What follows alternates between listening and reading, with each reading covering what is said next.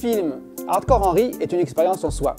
Filmé en caméra subjective, il relate ce qui pourrait bien être une session de jeu.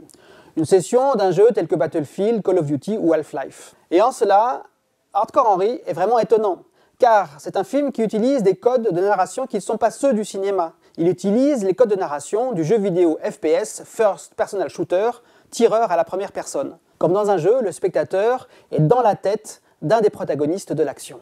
Ici, le protagoniste se nomme Henry, et donc le spectateur voit l'action au travers de ses yeux. Et cette action se déroule à une vitesse effrénée, servie par des prises de vue étonnantes. Les cascades s'enchaînent et le spectateur n'a que peu de répit dans les courses-poursuites, qu'elles soient à pied, en voiture ou en moto. Les coups et les balles fusent de toutes parts, les corps explosent, s'effondrent jusqu'à la nausée. Non pas que le film soit spécialement violent, d'autres films d'action le sont bien plus encore. Mais le spectateur, immergé au cœur de cette action, pourrait bien finir par perdre pied, par perdre son sens de l'orientation, tant cette action appelle à ce que tout le corps la vive, alors qu'il est confortablement installé dans son fauteuil de cinéma. On peut noter que ce malaise est similaire à celui que ressentirent les spectateurs lors de la projection de l'arrivée d'un train en gare de La Ciotat en 1895.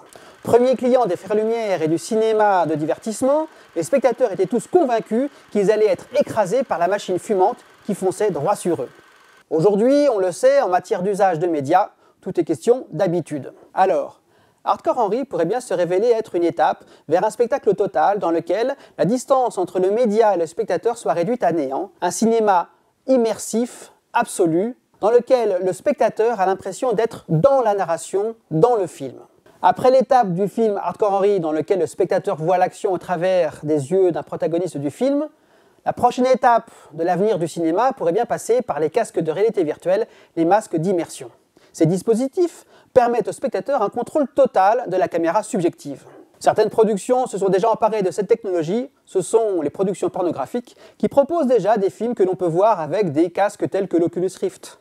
Il suffit de bouger la tête pour voir ce que l'on souhaite, des ébats sexuels du corps dans lequel nous sommes immergés. Certains poussent l'expérience un peu plus loin en proposant de vivre cet érotisme virtuel à deux. On projette aux deux partenaires des films synchronisés bien sûr sur la même action, mais filmés du point de vue de chaque protagoniste. D'autres encore s'essayent à échanger les casques afin de vivre cette expérience sexuelle dans le corps de l'autre sexe. Alors, à quand les combinaisons d'immersion? À quand une stimulation cérébrale directe qui permettrait une expérience multisensorielle totale? Si Hardcore Henry est un avant-goût du futur de la réalité virtuelle et du cinéma immersif, il pose aussi la question du rapport entre la réalité et la fiction. Au cœur même du film, dans la narration du film, à tellement réduire la distance entre le média et le spectateur, on en vient même à se demander qui sont Henry et Jimmy. Jimmy, ce bien étrange allié qui guide le nous Henry au cœur de ce chaos. Jimmy, tel un génie psychédélique qui bondit au jaillit au rythme de l'action et de mort successives pour toujours revenir sous des apparences les plus étonnantes les unes que les autres. Alors, ce que vivent Henry, dont nous partageons la vision, et Jimmy, cet étrange personnage, est-ce vraiment un film?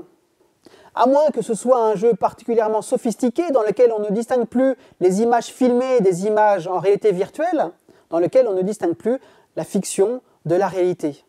À moins que Henry et Jimmy soient des prototypes d'une énième génération d'exosquelettes, mieux que cela, des drones biologiques et pilotables à distance, comme les drones mécaniques que l'on voit déjà intervenir sur les conflits armés tout autour de la planète, qui sont pilotés par des hommes et des femmes à des milliers de kilomètres du théâtre des opérations. Si on finit par avoir des réponses sur la nature de Jimmy, celle de Henry reste mystérieuse. Et cette nature humaine ou non de Jimmy restera mystérieuse bien au-delà de la fin du film, car contrairement aux films d'action habituels, il n'y a pas de finale qui apaise et qui répond à la plupart des questions. Ici, une fois l'action finie, la mission accomplie, le niveau achevé, le film s'arrête net comme un jeu.